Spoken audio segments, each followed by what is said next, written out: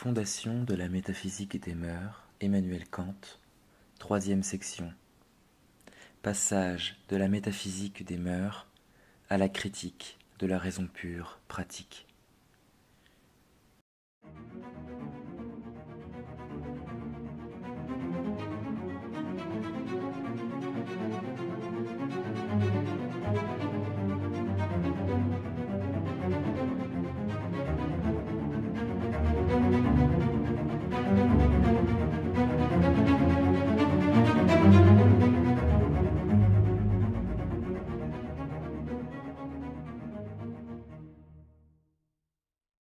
Le concept de liberté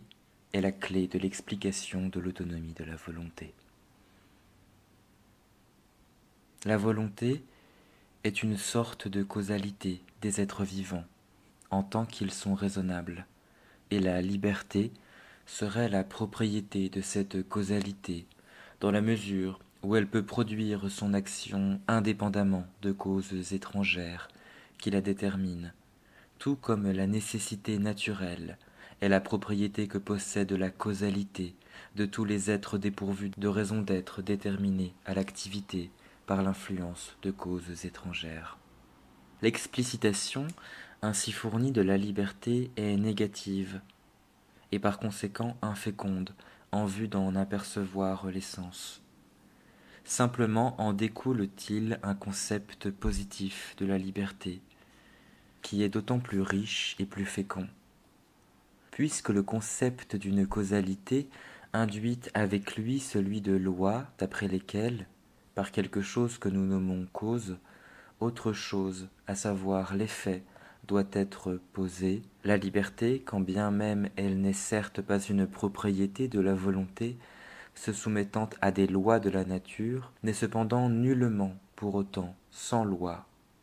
Bien au contraire, doit-elle être une causalité se déployant, suivant des lois immuables, mais qui sont des lois d'une espèce particulière.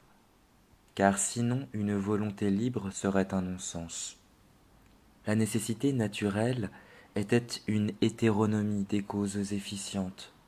car tout effet n'était possible que d'après cette loi, selon laquelle quelque chose d'autre déterminait la cause efficiente à exercer sa causalité. Dès lors, que peut donc bien être la liberté de la volonté, si ce n'est une autonomie, c'est-à-dire la propriété qu'a la volonté de constituer pour elle-même une loi? Mais cette proposition, la volonté est pour elle-même, dans toutes ses actions, une loi, renvoie simplement au principe qui veut que l'on agisse que d'après une maxime qui se puisse prendre aussi elle-même pour objet en tant que loi universelle.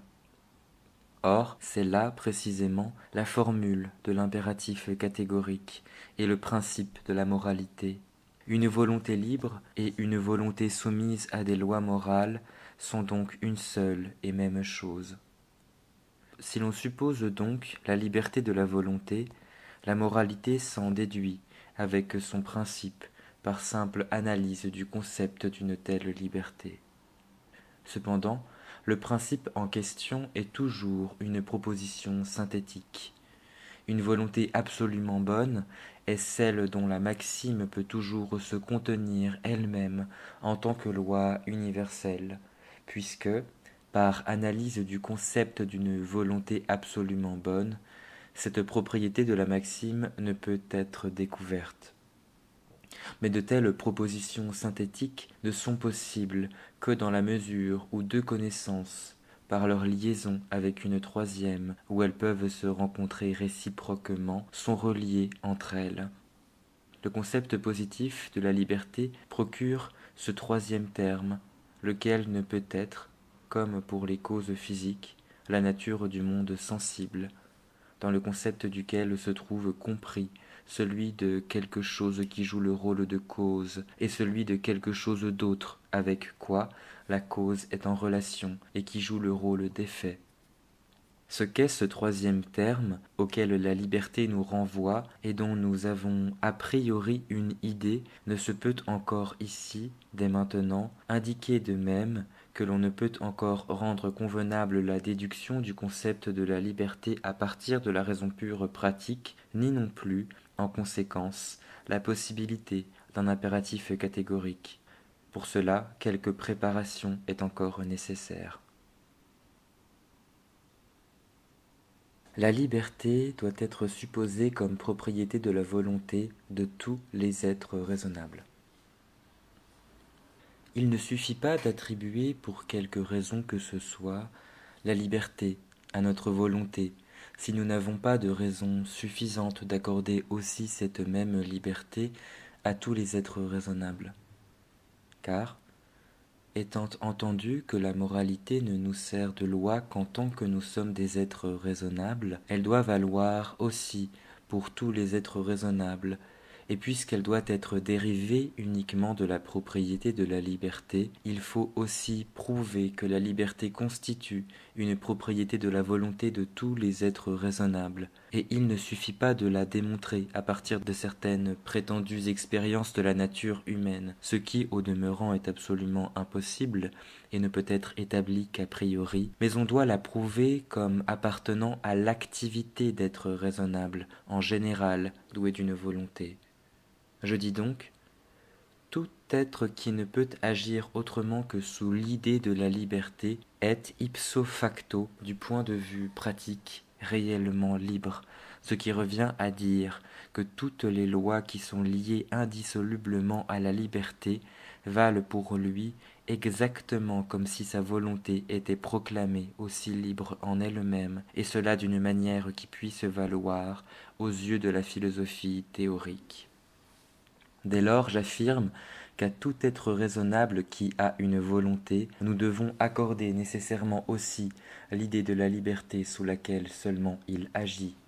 Car dans un tel être, nous nous représentons une raison qui est pratique, c'est-à-dire qui possède une causalité à l'égard de ses objets. Or, on ne peut aucunement se représenter une raison qui, avec sa pleine conscience, recevrait à l'endroit de ses jugements une direction venue du dehors, car, si tel était le cas, le sujet attribuerait non point à sa raison, mais à une impulsion la détermination de sa faculté de juger. La raison doit donc se considérer elle-même comme l'auteur de ses principes, indépendamment d'influences étrangères. Par conséquent, il lui faut, comme raison pratique, autrement dit comme volonté d'un être raisonnable, se regarder elle-même comme libre. En d'autres termes, la volonté de cet être ne peut être sa volonté propre que sous l'idée de la liberté, et il faut donc, du point de vue pratique, qu'une telle volonté soit attribuée à tous les êtres raisonnables. De l'intérêt qui s'attache aux idées de la moralité. Nous avons en définitive ramené le concept déterminé de la moralité à l'idée de la liberté. Mais nous ne pouvions démontrer celle-ci comme quelque chose de réel, pas même en nous et dans la nature humaine. Nous avons simplement vu qu'il nous faut la présupposer si nous voulons nous représenter un être comme raisonnable et comme doué d'une conscience de sa causalité à l'égard des actions, c'est-à-dire comme doué d'une volonté, et ainsi trouvons-nous qu'exactement pour le même motif, il nous faut attribuer à tout être doué de raison et de volonté cette propriété de se déterminer à agir sous l'idée de sa liberté. Toutefois, découlait aussi de la supposition de ces idées la conscience d'une loi concernant l'agir, à savoir que les principes subjectifs des actions, c'est-à-dire les maximes, doivent toujours être choisis de telle manière qu'ils puissent aussi valoir objectivement, c'est-à-dire comme des principes universels, en servant par conséquent à notre législation universelle. Mais pourquoi dois-je en fait me soumettre à ce principe, et cela en tant qu'être raisonnable en général, faisant ainsi en sorte que doivent s'y soumettre aussi tous les autres êtres doués de raison? Je veux bien admettre qu'aucun intérêt ne m'y pousse, car il n'en résulterait alors nul impératif catégorique. Mais il faut pourtant bien que, nécessairement, j'y prenne un intérêt, et que j'aperçoive comment cela se fait, car ce devoir est proprement un vouloir, qui vaut pour tout être raisonnable, à la condition que la raison, chez lui, ne soit pas empêchée d'être pratique. Pour des êtres qui, comme nous, sont affectés par une sensibilité qui leur fournit des mobiles d'une autre sorte, des êtres chez qui ne se produit pas toujours ce que la raison ferait simplement par elle-même, cette nécessité de l'action ne se manifeste que par un devoir, et la nécessité subjective se distingue de la nécessité objective. Il semble donc que nous ayons simplement présupposé, dans l'idée de la liberté, proprement la loi morale, c'est-à-dire le principe même de l'autonomie de la volonté, et que nous n'ayons pu en démontrer en lui-même la réalité ni la nécessité objective. Et dans ce cas, nous aurions certes, quoi qu'il en soit, obtenu un résultat tout à fait important, du fait qu'au moins nous aurions déterminé le vrai principe de façon plus exacte que ce n'avait été le cas auparavant, mais quant à sa validité et à la nécessité pratique de s'y soumettre, nous ne serions en rien plus avancés. Car, aux questions de savoir pourquoi donc la validité universelle de notre maxime, posée sous la forme d'une loi, doit être la condition limitative de nos actions, et sur quoi nous fondons la valeur que nous attribuons à cette manière d'agir, laquelle valeur doit être si grande que nulle part il ne peut y avoir d'intérêt plus élevé, ou encore comment il peut se produire que l'homme puisse croire n'éprouver qu'ainsi le sentiment de sa valeur personnelle, vis-à-vis de laquelle celle d'un état agréable ou désagréable doit être comptée pour rien, à ces questions nous ne saurions fournir aucune réponse satisfaisante. Assurément, nous trouvons bien que nous pouvons prendre un intérêt à une qualité personnelle ne contribuant nullement à améliorer notre situation, pourvu qu'elle nous rende capables de prendre part à ce qui peut intéresser cette dernière,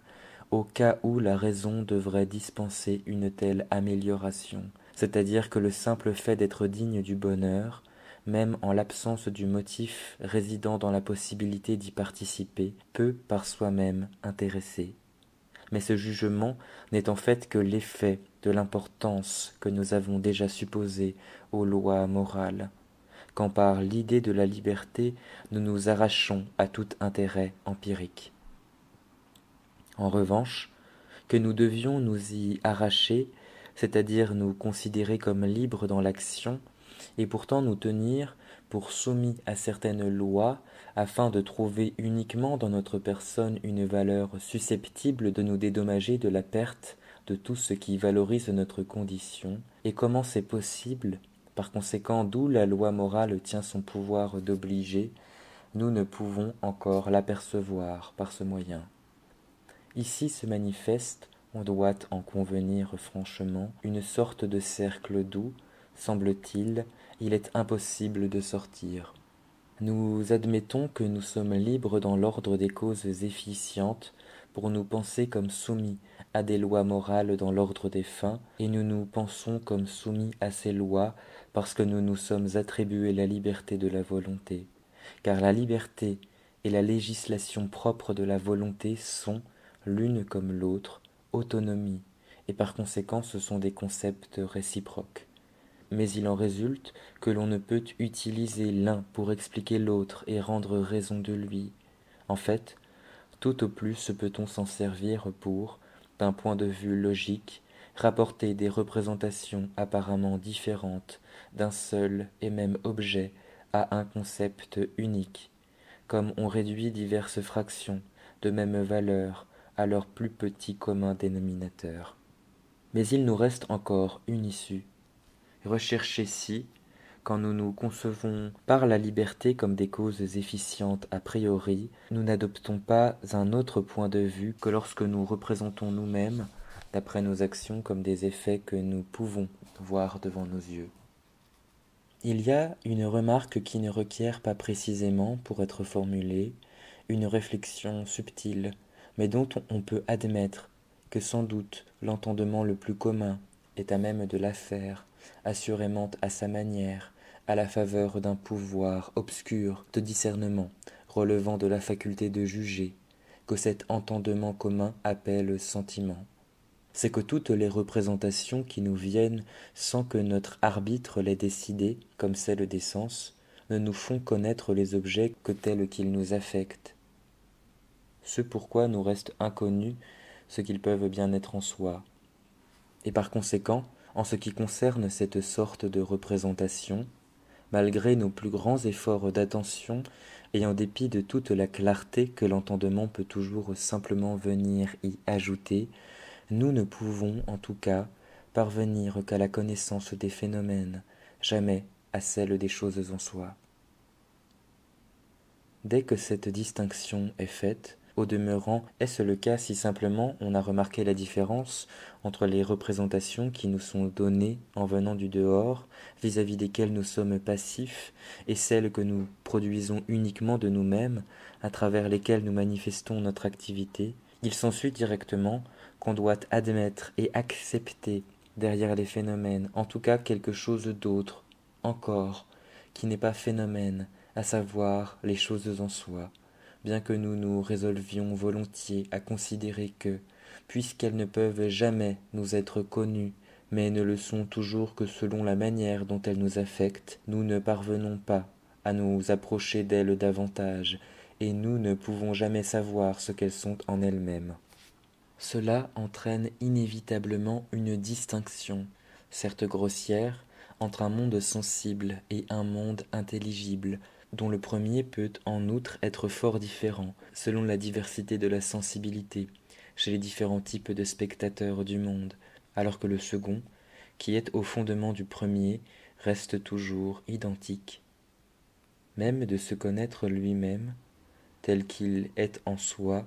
l'homme ne peut se vanter d'en être capable, d'après la connaissance qu'il a de lui par le sens intime. Car dans la mesure où, du moins, il ne se crée pas pour ainsi dire lui-même et acquiert, non pas a priori mais de façon empirique, le concept qu'il a de lui,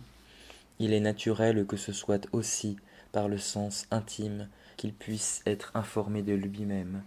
et par conséquent uniquement à travers la phénoménalisation de sa nature et à la faveur de la façon dont sa conscience est affectée, alors qu'il lui faut pourtant admettre, au-delà de cette dimension de son propre sujet qui est composé de purs phénomènes, encore quelque chose qui en est à la base, à savoir son moi, quelles que puissent en être par elles-mêmes les qualités. Et ainsi, du point de vue de la simple perception et de la réceptivité des sensations, il doit nécessairement se mettre au nombre de ce qui appartient au monde sensible, alors que, du point de vue de ce qui peut en lui être pure activité, du point de vue de ce qui accède à la conscience, non pas du tout par affection des sens, mais de manière immédiate, il lui faut se mettre au nombre de ce qui appartient au monde intelligible, dont pourtant il ne connaît rien de plus. Telle est la conclusion à laquelle l'homme qui réfléchit aboutit sur toutes les choses qui peuvent se présenter à lui. Vraisemblablement, pourrait-on la rencontrer aussi dans l'entendement le plus commun,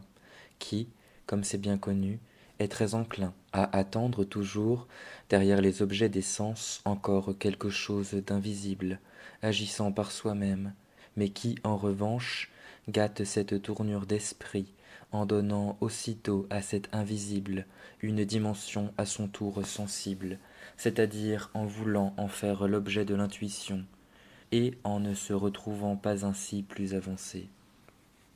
Or, l'homme trouve effectivement en lui une faculté par laquelle il se distingue de toutes les autres choses, y compris de lui-même en tant qu'il est affecté par des objets, et cette faculté n'est autre que la raison.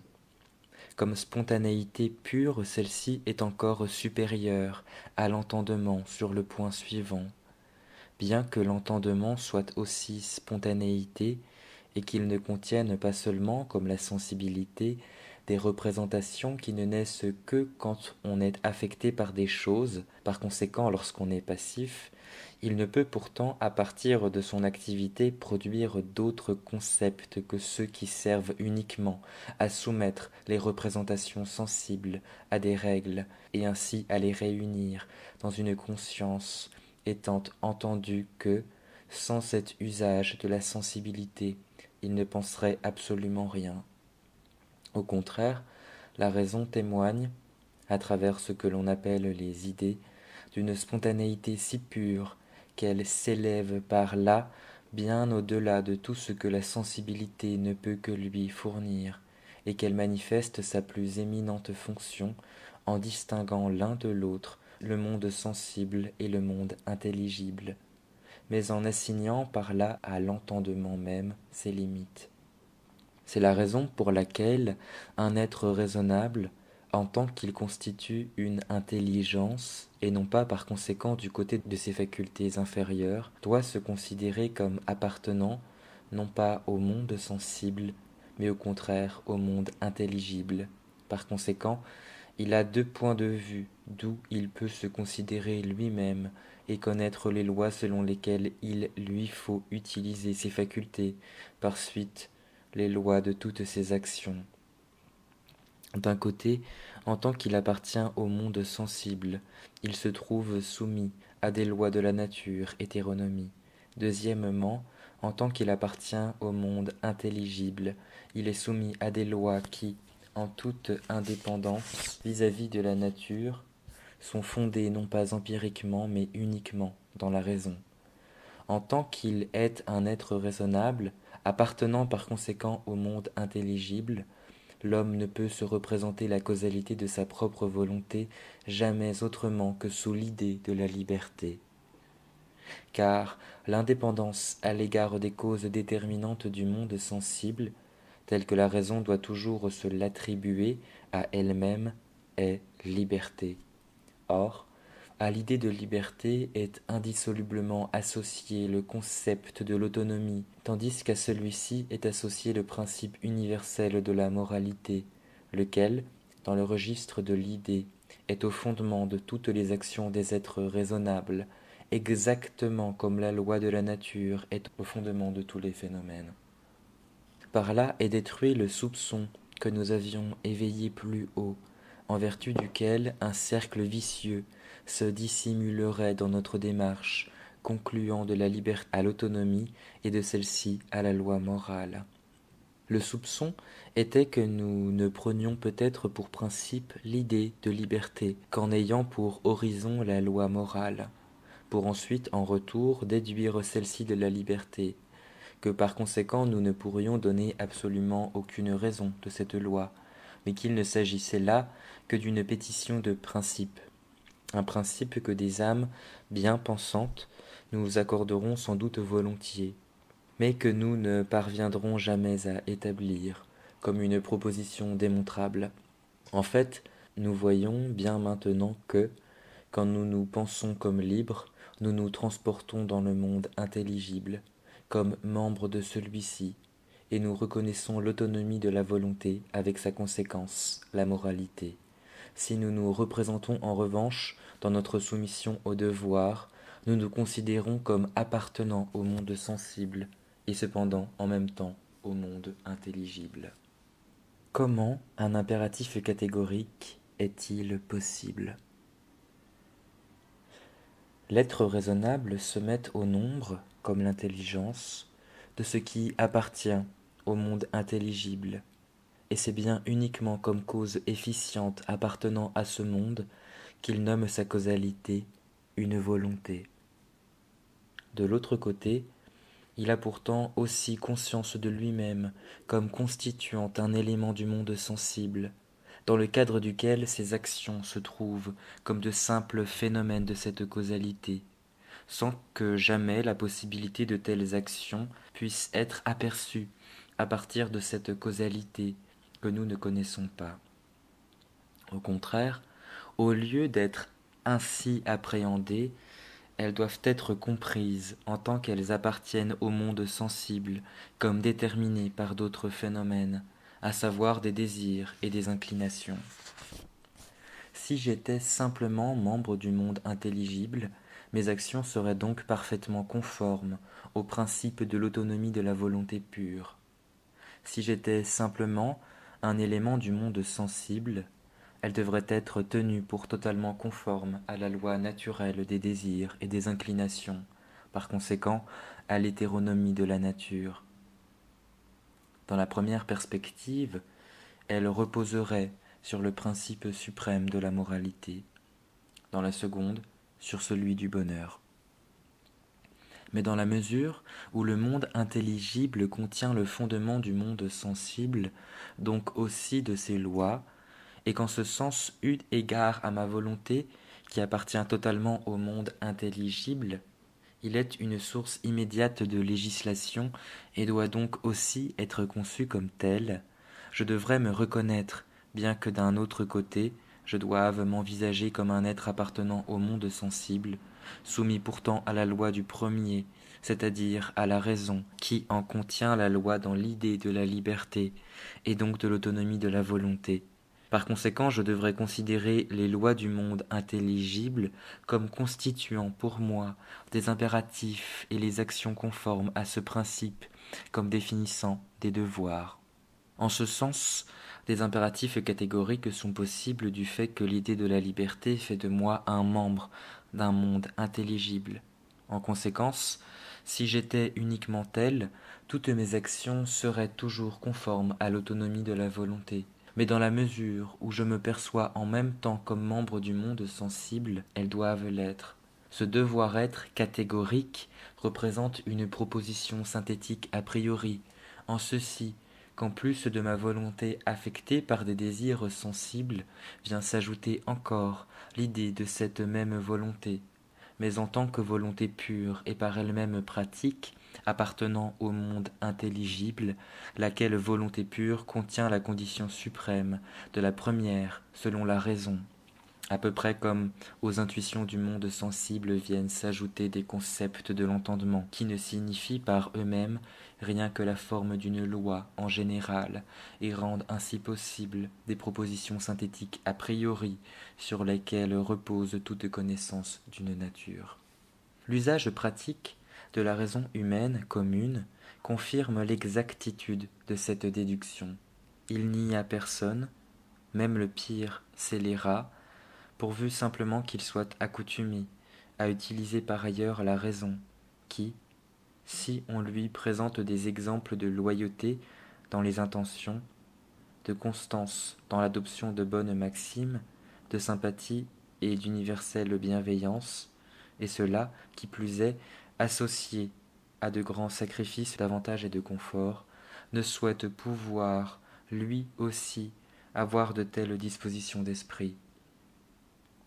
Simplement, ne peut-il pas sans doute, à cause de ses inclinations et de ses mobiles, mettre cela en œuvre dans sa propre personne, ce qui toutefois ne l'empêche pas en même temps de souhaiter se libérer de ses inclinations qui le gênent tant. Il manifeste ainsi qu'il se transporte par la pensée, avec une volonté libérée des mobiles sensibles, dans un tout autre ordre de choses que celui qui est constitué par ses désirs dans le champ de la sensibilité. De fait,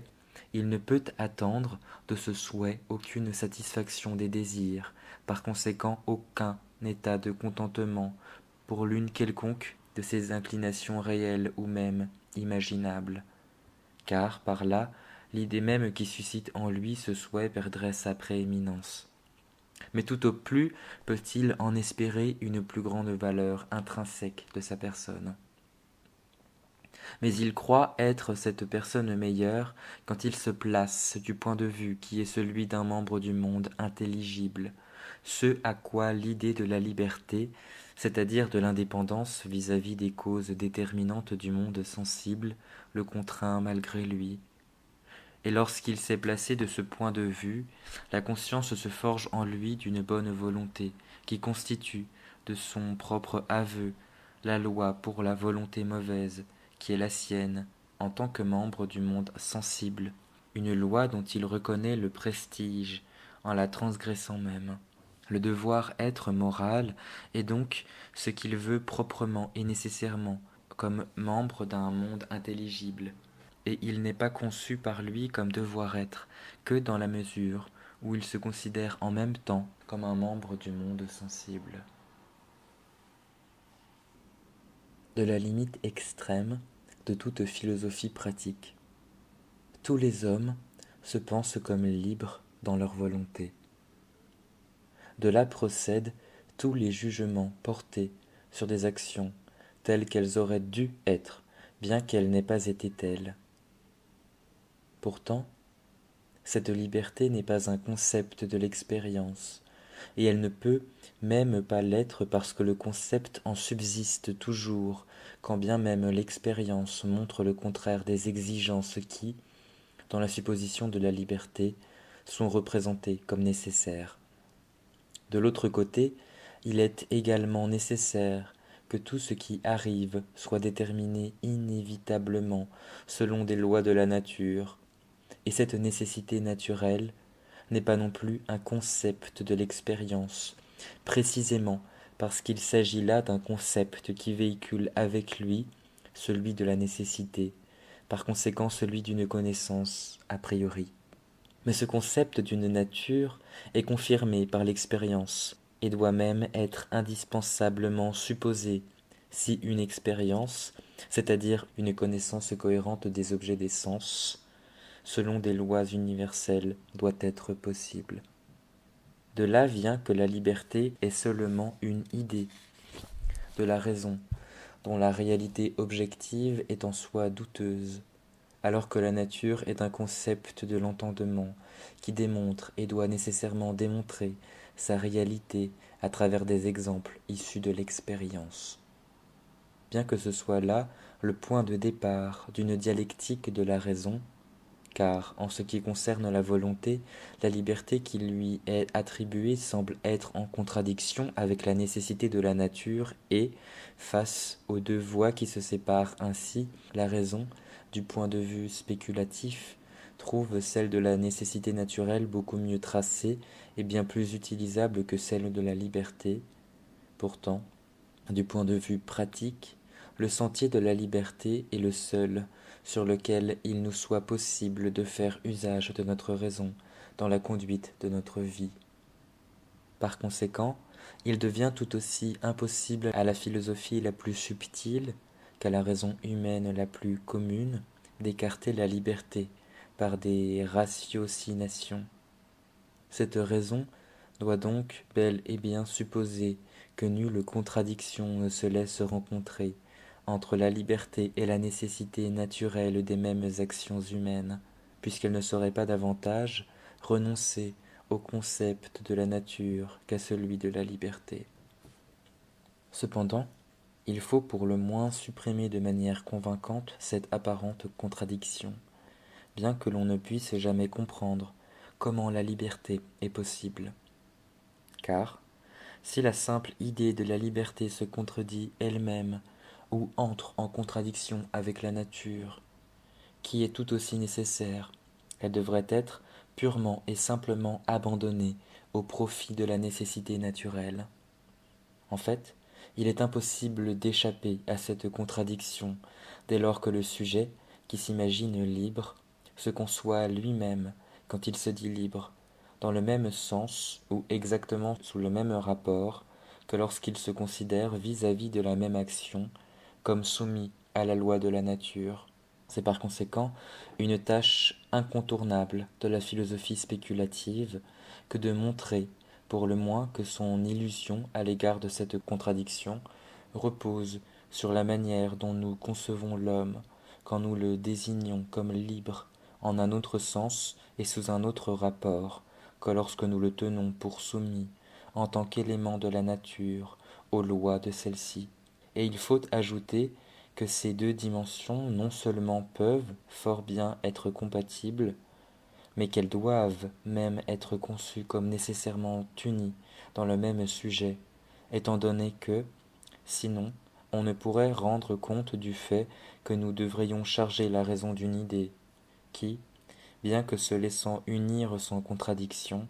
à une autre idée elle-même suffisamment confirmée, nous enferme cependant dans une situation embarrassante, à la faveur de laquelle la raison, dans son usage théorique, se trouve acculée dans les pires difficultés. Mais ce devoir incombe uniquement à la philosophie spéculative, afin qu'elle puisse ouvrir la voie à la philosophie pratique. Vouloir lever cette apparente contradiction ou la laisser de côté sans s'en préoccuper ne dépend donc pas du bon plaisir du philosophe, car, dans ce dernier cas, la théorie est en la matière un bonum vacans, à la possession duquel le fataliste peut prétendre avec raison, et dont il peut chasser toute morale en la dénonçant comme une propriété que la théorie prétend posséder sans avoir pour cela aucun titre. On ne peut pourtant pas encore dire ici que commencent les frontières de la philosophie pratique, car il ne lui appartient aucunement de trancher ce débat, mais elle exige simplement de la raison spéculative que celle-ci mette un terme à la discorde où elle se trouve elle-même plongée par l'embarras qu'elle éprouve dans les questions théoriques, afin que la raison pratique dispose de calme et de sécurité face aux assauts extérieurs qui pourraient venir lui contester le terrain sur lequel elle veut s'édifier. Reste que la prétention légitime, inscrite même dans la raison humaine commune, à la liberté de la volonté, se fonde sur la conscience et la supposition admise de l'indépendance de la raison à l'égard de causes déterminantes, simplement subjectives, lesquelles constituent globalement ce qui relève simplement de la sensation, par conséquent ce qui a été rassemblé sous la dénomination générale de sensibilité. L'homme, qui se considère comme intelligence, s'établit par là dans un tout autre ordre des choses et dans une relation à des principes déterminants d'une toute autre espèce, quand il se conçoit comme une intelligence douée de volonté et donc de causalité,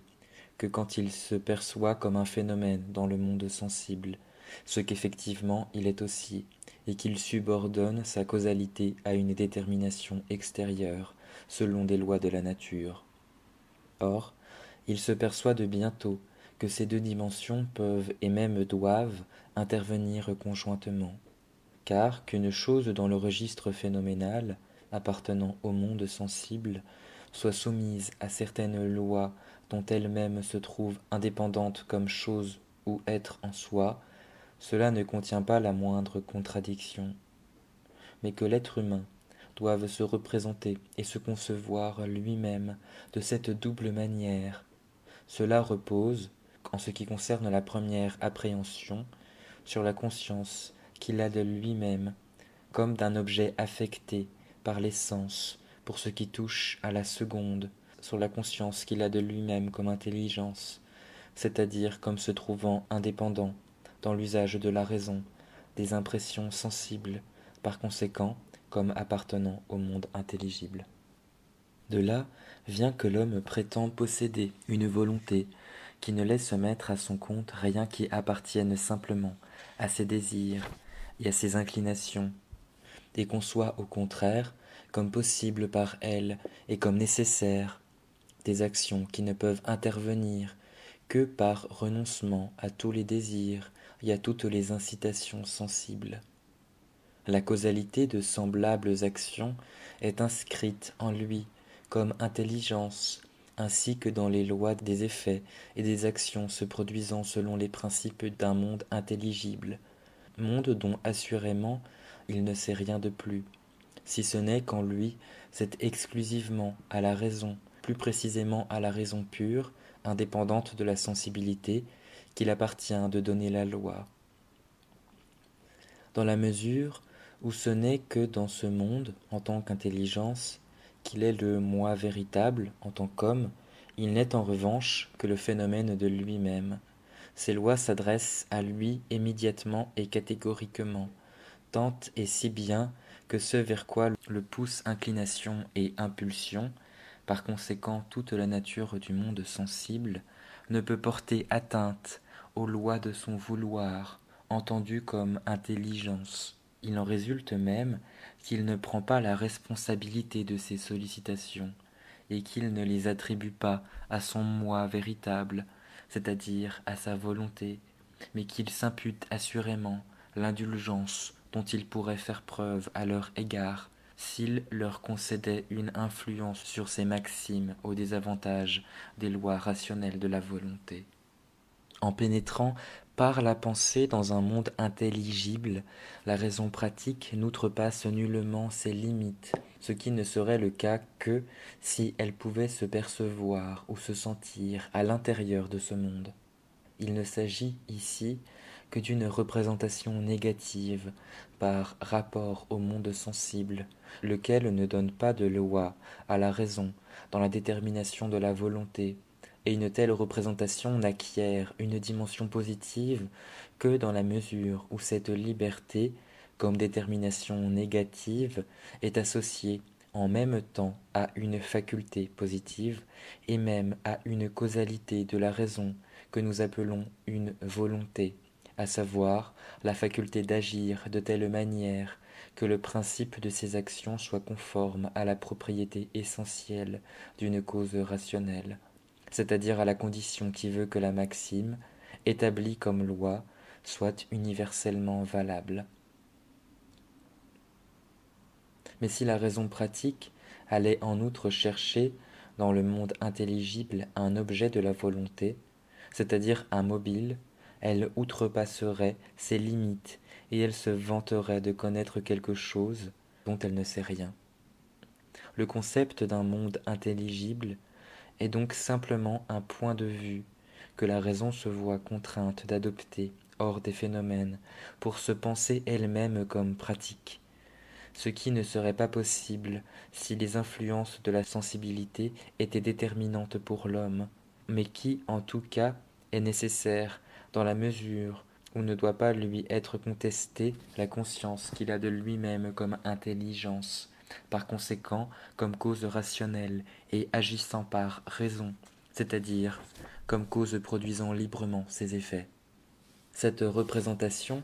véhicule certes avec elle l'idée d'un autre ordre et d'une autre législation que ceux du mécanisme naturel qui concerne le monde sensible, et elle rend nécessaire le concept d'un monde intelligible, c'est-à-dire la totalité des êtres raisonnables comme chose en soi, mais sans la moindre prétention à aller ici par la pensée au-delà de ce qui est uniquement la condition formelle, à savoir l'universalité de la maxime de la volonté érigée en loi, par conséquent l'autonomie de cette volonté qui seule peut être compatible avec sa liberté. En revanche, toutes les lois qui sont déterminées par référence à un objet produisent une hétéronomie qui ne se peut rencontrer que dans des lois de la nature et ne peut en outre concerner que le monde sensible. En fait, la raison outrepasserait toutes ses limites dès lors qu'elle s'aviserait de s'expliquer comment une raison pure peut être pratique,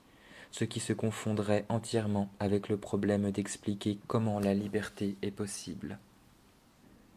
Car nous ne pouvons expliquer que ce que nous savons ramener à des lois dont l'objet peut être donné dans une quelconque expérience possible. Mais la liberté est une simple idée, dont la réalité objective ne peut en aucune manière être rendue manifeste d'après des lois de la nature, par conséquent pas davantage dans une quelconque expérience possible, et qui, parce qu'on ne peut jamais lui faire correspondre un exemple en fonction de quelque analogie, ne peut donc jamais être saisie, ni même simplement aperçue. Elle n'a de valeur qu'à titre de supposition nécessaire de la raison dans un être qui croit être conscient d'une volonté, c'est-à-dire d'une faculté encore fort différente de la simple faculté de désirer, j'entends, une faculté de se déterminer à agir comme intelligence, par conséquent selon des lois de la raison, en toute indépendance vis-à-vis des instincts naturels. Cela dit, là où disparaît une détermination selon des lois de la nature, cesse aussi toute explication, et il ne reste plus d'autre ressource que de présenter sa défense, c'est-à-dire de rejeter les objections de ceux qui prétendent avoir vu plus profondément dans l'essence des choses, et qui, pour cette raison, déclarent avec aplomb la liberté impossible. On peut uniquement leur montrer que la contradiction qu'ils prétendent avoir découverte ici n'a pas d'autre réalité que celle-ci. Pour donner à la loi de la nature une valeur en ce qui concerne les actions humaines, il leur fallait nécessairement considérer l'homme comme phénomène. Or, maintenant qu'on exige d'eux qu'ils aient à se le représenter en tant qu'intelligence, aussi comme chose en soi, ils le considèrent toujours, même ici, comme phénomène. Auquel cas, assurément, le fait d'isoler sa causalité, c'est-à-dire sa volonté, vis-à-vis de toutes les lois naturelles du monde sensible, dans un seul et même sujet participerait d'une contradiction, laquelle toutefois disparaît s'ils se consentent à réfléchir et acceptent de convenir comme de juste que, derrière les phénomènes, doivent pourtant nécessairement se trouver à leur fondement, bien que de manière dissimulée, les choses en soi, dont on ne peut exiger que les lois régissent leur causalité, doivent être les mêmes que celles auxquelles sont soumis leurs phénomènes. L'impossibilité subjective d'expliquer la liberté de la volonté se confond avec celle de découvrir et de rendre concevable un intérêt que l'homme serait susceptible de prendre à des lois morales. Et pourtant, de fait, il y prend un intérêt dont le fondement présent en nous correspond à ce que nous appelons le sentiment moral, ce sentiment qui a été faussement donné par quelques-uns pour la mesure de notre jugement moral, alors qu'il doit bien plutôt être considéré comme l'effet subjectif que la loi produit sur la volonté, ce dont seule la raison indique les principes objectifs. Pour qu'il soit possible de vouloir ce que la raison ne prescrit, comme devant être accompli qu'à l'être qui est raisonnable et se trouve aussi affecté par les sens, appartient certes à la raison une faculté d'inspirer à cet être un sentiment de plaisir ou de satisfaction associé à l'accomplissement du devoir, par conséquent une causalité par laquelle la raison détermine la sensibilité conformément à ses principes. Mais il est totalement impossible d'apercevoir, c'est-à-dire d'expliquer a priori, comment une simple idée, qui par elle-même ne contient en soi rien de sensible, produit une impression de plaisir ou de peine, car c'est là une espèce particulière de causalité dont, comme à propos de toute causalité, nous ne pouvons absolument rien déterminer a priori, mais concernant laquelle nous devons, pour cette raison, interroger uniquement l'expérience. Seulement, dans la mesure où celle-ci ne peut fournir de relation de cause à effet qu'entre deux objets de l'expérience, mais comme ici la raison pure doit être, par l'intermédiaire de simples idées, la cause d'un effet qui réside assurément dans l'expérience, expliquer comment et pourquoi l'universalité de la maxime érigée en loi, par conséquent la moralité, nous intéresse, nous est, à nous autres hommes, totalement impossible. Pour autant, la seule certitude, c'est que, si quelque chose en la matière a pour nous de la valeur, ce n'est pas parce que cela nous intéresse, car c'est là de l'hétéronomie et une dépendance de la raison pratique à l'égard de la sensibilité, c'est-à-dire à l'égard d'un sentiment remplissant la fonction de principe, et dans ce cas la raison pratique ne pourrait jamais être moralement législatrice. Au contraire, ce qui présente pour nous un intérêt nous intéresse parce qu'il a une valeur pour nous en tant qu'hommes, étant donné qu'il procède de notre volonté comme intelligence, par conséquent de notre moi véritable. De fait, ce qui appartient au simple phénomène est nécessairement subordonné par la raison à ce qui caractérise la chose en soi. La question de savoir comment un impératif catégorique est possible ne peut donc être résolue que dans la mesure où l'on parvient à indiquer l'unique supposition à laquelle se trouve soumise sa possibilité, à savoir l'idée de la liberté, ainsi que dans la mesure où l'on peut apercevoir la nécessité de cette supposition, ce qui est suffisant pour l'usage pratique de la raison, c'est-à-dire pour convaincre de la validité de cet impératif, donc aussi de la loi morale. Mais comment cette supposition elle-même est possible, cela ne se laisse jamais apercevoir par aucune raison humaine. Cela dit, une fois supposé que la volonté d'une intelligence est libre, son autonomie en tant que condition formelle sous laquelle seulement elle peut être déterminée en est une conséquence nécessaire. Supposer cette liberté de la volonté n'est même pas seulement, comme peut le montrer la philosophie spéculative, tout à fait possible, sans entrer en contradiction avec le principe de la nécessité naturelle inscrite dans la liaison des phénomènes du monde sensible. Mais encore est-il nécessaire, d'un point de vue pratique, c'est-à-dire en idée, pour un être ayant conscience de sa causalité, par la raison, donc d'une volonté, distincte des désirs, d'en faire la supposition, à titre de contradiction dans toutes les actions procédant de son arbitre. Mais comment une raison pure, sans qu'interviennent, d'où qu'il puisse provenir, d'autres mobiles, peut par elle-même être pratique, autrement dit, comment le simple principe de la validité universelle de toutes ces maximes érigées en loi, lequel principe serait assurément la forme d'une raison pure pratique,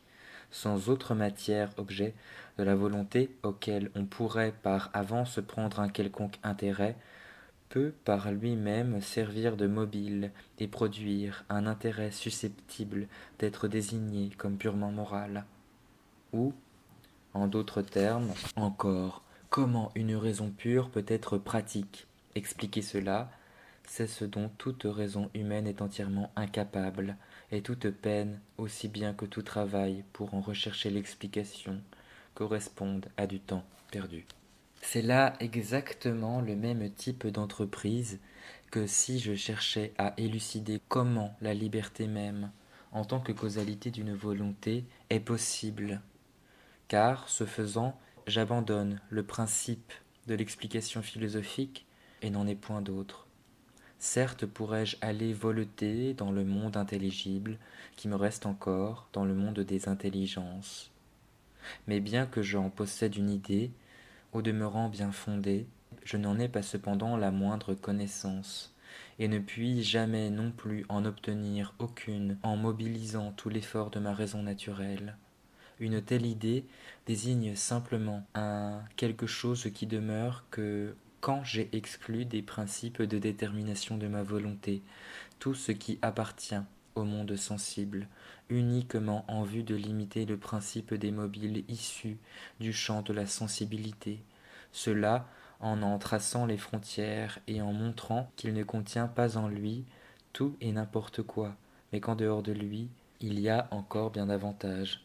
Mais concernant ce qu'il y a ainsi qui en excède les limites, je n'ai aucune connaissance supplémentaire. De la raison pure, qui pense cet idéal, il ne me reste, après avoir fait abstraction de toute matière, c'est-à-dire de toute connaissance des objets, que la forme, à savoir la loi pratique de la validité universelle des maximes et, en conformité avec cette loi, la raison à concevoir en relation à un monde intelligible pur, comme une cause efficiente possible, c'est-à-dire comme une cause déterminant la volonté. Le mobile doit ici être entièrement absent, à moins que cette idée d'un monde intelligible ne doive elle-même constituer le mobile, autrement dit, ce à quoi la raison prend originairement un intérêt. Mais rendre cela compréhensible est précisément le problème que nous ne pouvons résoudre. Ici est donc la limite ultime de toute recherche morale.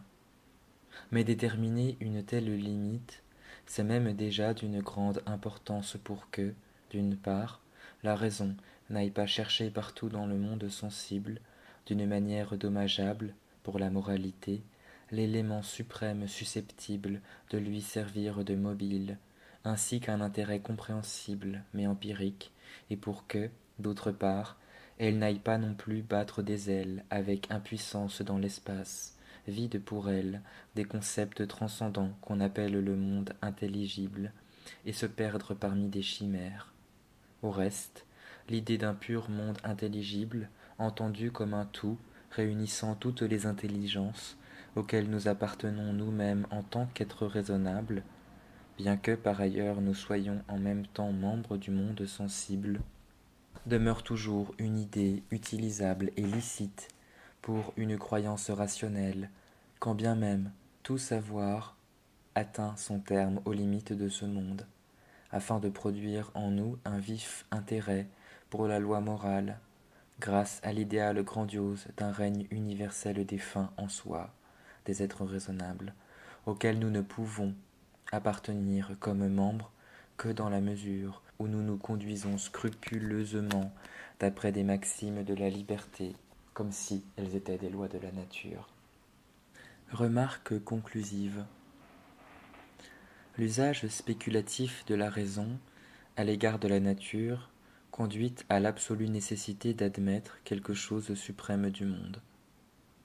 L'usage pratique de la raison à l'égard de la liberté conduit aussi à une absolue nécessité, mais c'est seulement celle des lois des actions d'un être raisonnable comme tel. Or, c'est là un principe essentiel de tout usage de notre raison, que de déployer sa connaissance jusqu'à la conscience de sa nécessité, car, sinon, ce ne serait pas une connaissance de la raison. Mais c'est aussi une limitation tout autant essentielle de cette même raison, qu'elle ne puisse apercevoir ni la nécessité de ce qui est ou de ce qui arrive, ni celle de ce qui doit arriver, si elle ne pose pas à titre de principe une condition sous laquelle cela est, arrive ou doit arriver. Or, en procédant ainsi, à travers la constante recherche de la condition, la satisfaction de la raison ne peut qu'être toujours à nouveau différée. Elle cherche par conséquent sans répit l'absolument nécessaire, et se voit contrainte de l'admettre sans disposer d'aucun moyen de le rendre compréhensible, assez heureuse qu'elle est si elle parvient simplement à découvrir le concept qui s'accorde avec cette présupposition. Il n'y a donc nul reproche à adresser à notre déduction du principe suprême de moralité, mais c'est plutôt la raison humaine en général qu'il faudrait blâmer de ne pas être capable de rendre compréhensible dans sa nécessité absolue une loi pratique inconditionnée, comme doit l'être l'impératif catégorique. En effet, qu'elle ne veuille pas y parvenir en recourant à une condition, c'est-à-dire par l'intermédiaire d'un quelconque intérêt posé comme principe, on ne peut lui en tenir rigueur, étant donné que ce ne serait plus alors une loi morale, autrement dit, une loi suprême de la liberté. Et ainsi, sans doute, ne comprenons-nous pas la nécessité pratique inconditionnée de l'impératif moral, mais nous comprenons en tout cas son incompréhensibilité, ce qui constitue bien tout ce que l'on peut exiger, à bon droit, d'une philosophie qui s'efforce d'accéder, dans les principes, jusqu'aux limites de la raison humaine. Lecture de Camille Calcagno.